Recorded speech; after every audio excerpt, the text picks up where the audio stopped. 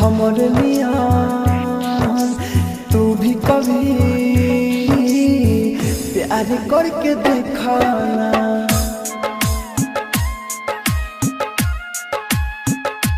हो हमरे मियां तू भी कभी प्यार करके देखाना। चाहत के हमसे सनम लीजे हार करके देखाना। कितना मजा बा कैसा नशा बा, कितना मजा बा कैसा नशा बा, यार करके देखाना। हमारे मियां तू भी कभी प्यार करके देखाना। Mix by AG recording studio. तू भी कभी प्यार करके देखाना। डीजे कंचन राज। तू भी कभी नीम चौक चौसीमा वैशाली। प्यार करके देखाना। दिल लगा के जाने हो अपन लिहत माने हो, तोहरे में बसेला हमारो ई परान हो। दिल लगा के जाने हो अपन लिहत माने हो, तोहरे में बसेला हमारो ई परान हो।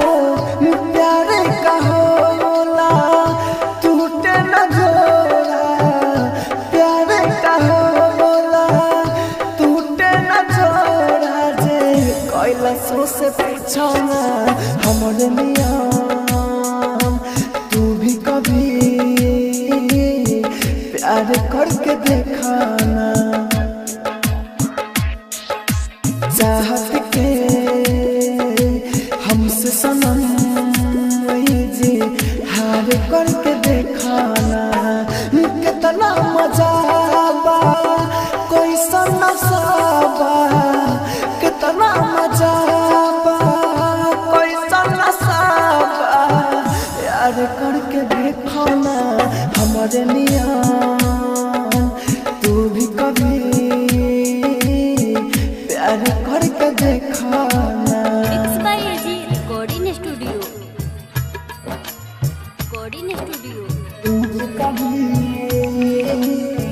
प्यार करके देखाना। डीजे कंचन राज।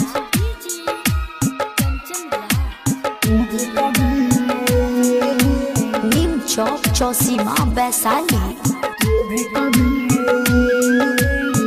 प्यार करके देखाना।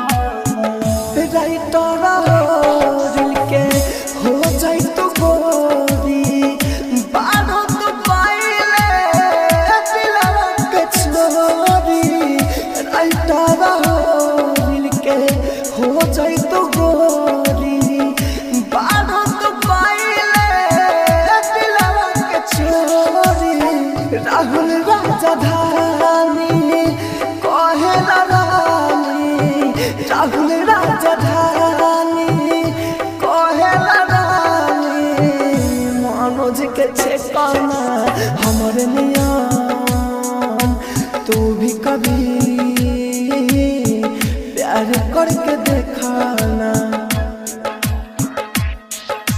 चाहत के हमसे सनम लीजे हार करके देखाना।